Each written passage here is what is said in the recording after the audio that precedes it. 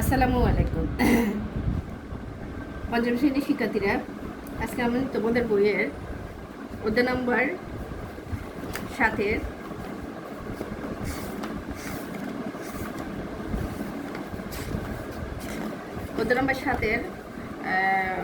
গড়ের অঙ্কে পৃষ্ঠা নম্বর 114-এর 2 নম্বরের অঙ্কটা সমাধান করব। 2 নম্বরে বলা হয়েছে 50টি সংখ্যার গড় 38, দুইটি সংখ্যা 45 ও 55 বাদ দেওয়া হলে বাকি সংখ্যাগুলো গড় কত? দেখো আমরা 2 নম্বরটা সমাধান করতেছি। প্রথমে আমরা 50টি সংখ্যার গড় দেখব। এখানে 50টি সংখ্যার, তোমরা খেয়াল করে দেখো, এখানে 50টি সংখ্যার গড় দেওয়া হয়েছে। আমরা এখন 50টি সংখ্যার সমষ্টি বের করব। সুতরাং 50টি সংখ্যার সমষ্টি।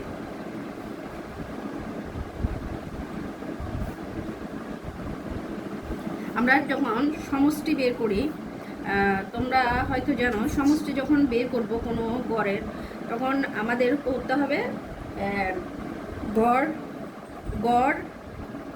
গুণ 50। যে সংখ্যাটি থাকবে সেই সংখ্যাটির পরিমাপ, আমাদের পরিমাপ যত সংখ্যা থাকবে সেই সংখ্যা দিয়ে আমাদের যে গড়ের সমষ্টি গড়টা আছে ওই গড় দিয়ে আমরা কি করব, গুণ করব।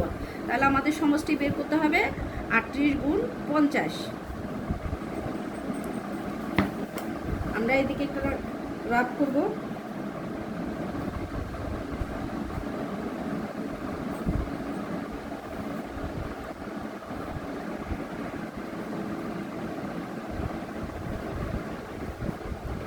তাহলে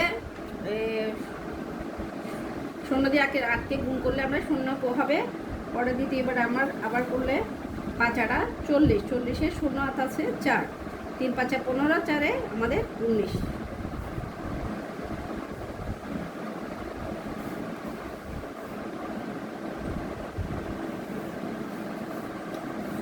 এখন আমাদের 50টি সংখ্যার গড় ওনারা দিয়েছে বইতে, কিন্তু আমরা এখন সমষ্টি নির্ণয় করেছি। এখন আমরা দুটি সংখ্যার যোগফল বের করব।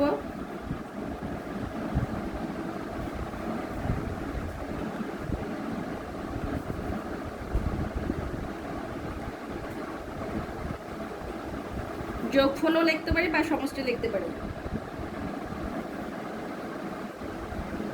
তাহলে দুটি সংখ্যার যোগফল আমাদের দেওয়া হচ্ছে। একটি সংখ্যা হলো 45, একটা হলো 55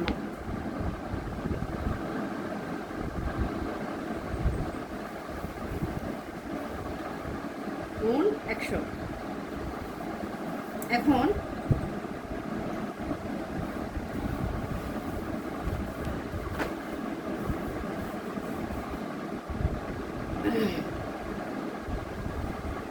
পঞ্চাশটি সংখ্যার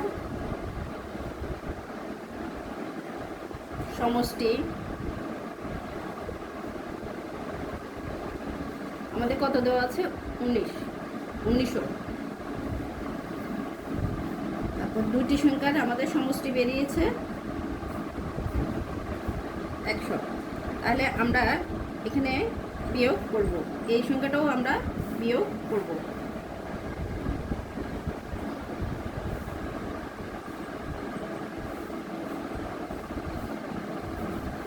50 থেকে আমরা 2 বিয়োগ দিলে আমাদের 48। ঠিক আছে, 48 সংখ্যার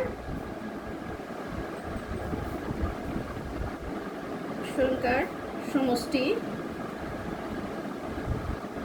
48 সংখ্যার সমষ্টি আমাদের 1800। ঠিক আছে, এখন আমরা 48 সংখ্যার আমরা গড় নির্ণয় করব। সুতরাং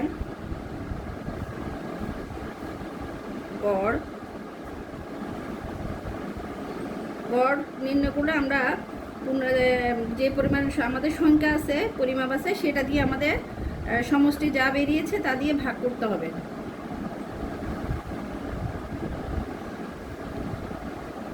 এটা আমরা এখন গড় করব।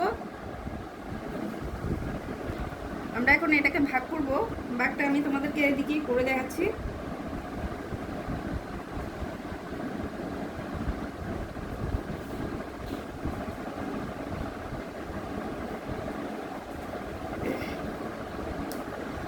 148কে আমরা 3 বার দিলে 3 48 144 দিয়ে করলাম আমরা 6 3 শূন্যটা আমরা নামাবো। 7 48-এ 336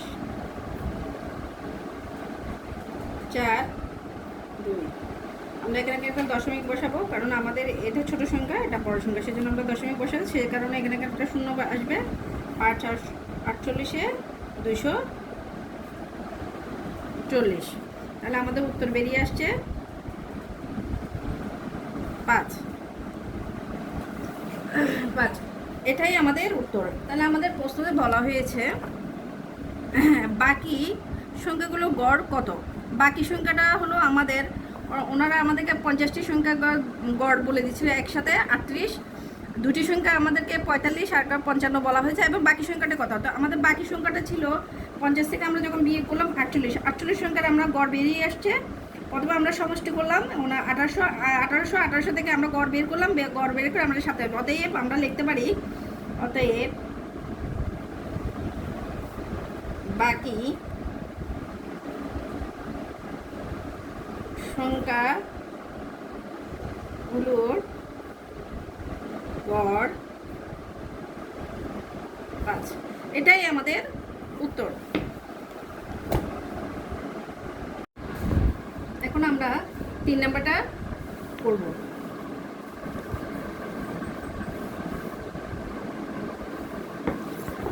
তোমরা দেখো 3 নম্বরে আমাদেরকে বলা হয়েছে একজন ক্রিকেটার 16টি ইনিংসের গড় রান 31.75। পরবর্তী 3টি ইনিংসে সে যদি 108, 34 এবং 37 রান করে তবে তার গড় রান কত হবে। তাহলে আমরা ওটা শুরু করতেছি, তোমরা দেখো। প্রথমে আমরা 16টি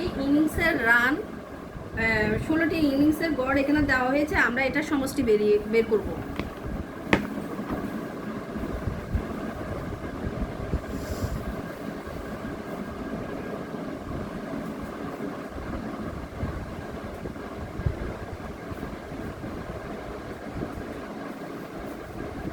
গড় রান আমাদের 16টি ইনিংসে গড় রান কত দেওয়া হয়েছে 31.75।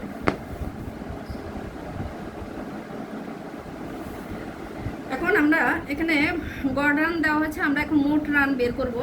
আমরা খেয়াল করে দেখো 16টি ইনিংসে মোট, শুধু আমরা গড়ের জায়গায় মোটটা লিখলাম, রান 31.75 গুণ কত আমাদের বলা হয়েছে। আমরা সংখ্যাগুলোর গড় যা আমরা মোট যখন বের করতে যাব তখন আমরা গড় এবং মোট আমাদের পূর্ণ সংখ্যা যা আছে তা দিয়ে আমরা গড়টাকে গুণ করব। তাহলে আমাদের পূর্ণ সংখ্যা আছে 16, আমাদের 31.75 গুণ 16 মানে পূর্ণ সংখ্যা যেটা সেটা দিয়ে আমরা মোট সংখ্যাকে গুণ করব। আমরা গুণটা এদিকে করে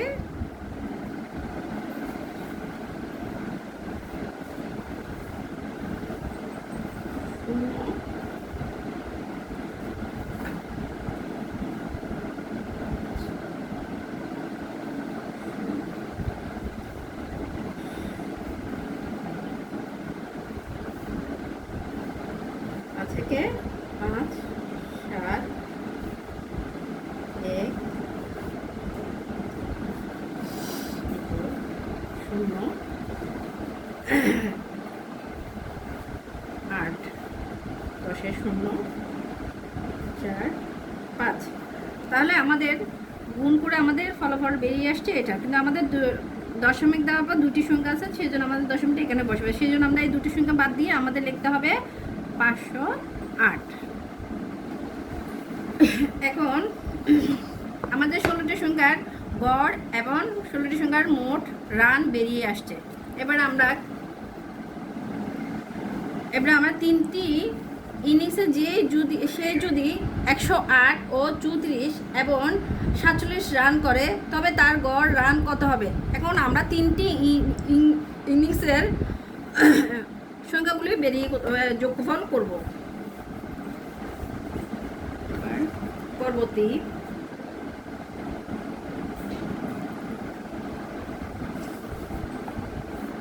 তিনটি ইনিংসের মোট যোগফল।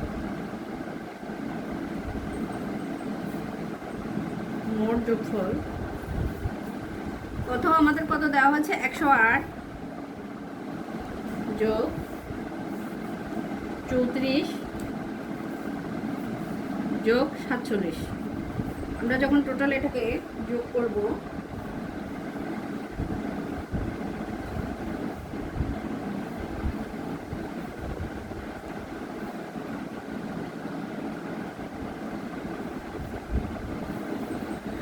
$189, ঠিক আছে। এখন 16টি ইনিংসের মোট রান কত বেরিয়ে আসছে আমাদের? 16টি ইনিংসের মোট রান 508। তারপর তিনটি ইনিংসের আমাদের বেরিয়ে আসছে তিনটি মোট রান 189। এখন আমরা দুটাকে যোগ করব।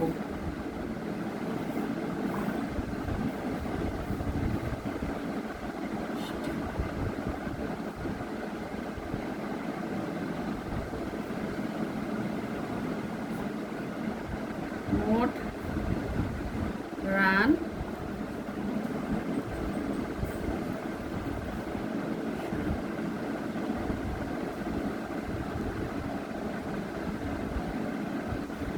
ছয়।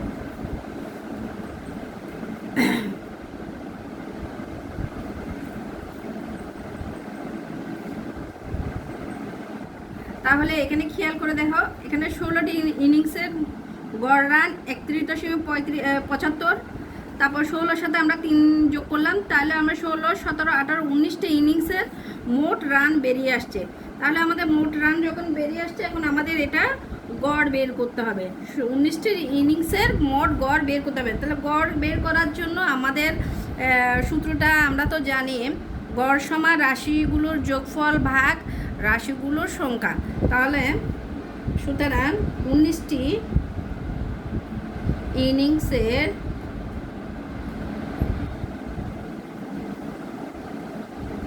গড় রান আমরা চাইলে এখানে ডট ডটও ব্যবহার করতে পারি। তাহলে আমাদের গড়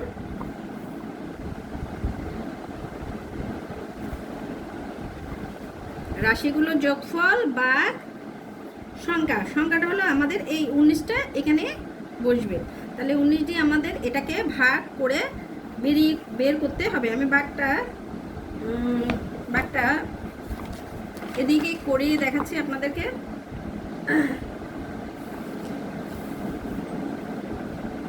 কত জানি,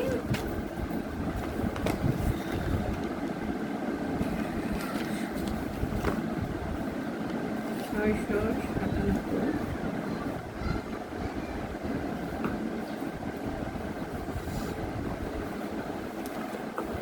আমাদের 3 19-এ 57।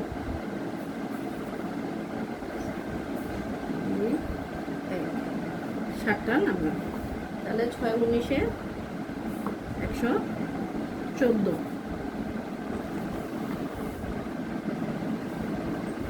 3 1। তাহলে আমাদের এখানে একটা দশমিক দিতে হবে, কারণ আমাদের যেটা দিয়ে আমরা ভাগ করব সে সংখ্যাটা আমাদের অনেক ছোট হয়ে গেছে। 7 দশমিক দিলাম, এই দশমিক এখানে দেওয়ার কারণে এই জায়গায় একটা শূন্য ব্যবহার করলাম। আবার আমরা 6 দিলাম, 114। 114। তারপর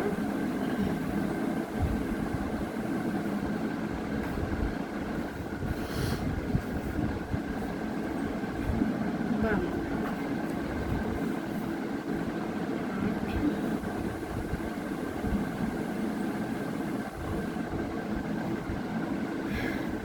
আমাদের দেখা যাচ্ছে আমাদের এটা যত অঙ্ক করতেছে তত বাড়তেছে, অতএব আমাদের দশমিক পর দুইটা সংখ্যা যখন এসে গেছে আমাদের আর করার দরকার নাই। চাইলে আরও করানো যাওয়া সম্ভব। শূন্য দিয়ে আমরা অনেক অঙ্ক করতে পারবো। তো দশমিকের পর আমরা দুইটি সংখ্যা আসার পর আমরা অঙ্ক আর না বাড়িয়ে আমরা অঙ্কটার উত্তরটা লিখব 36.68। এটাই আমাদের উত্তর। তাহলে আমরা লিখতে পারি অতএব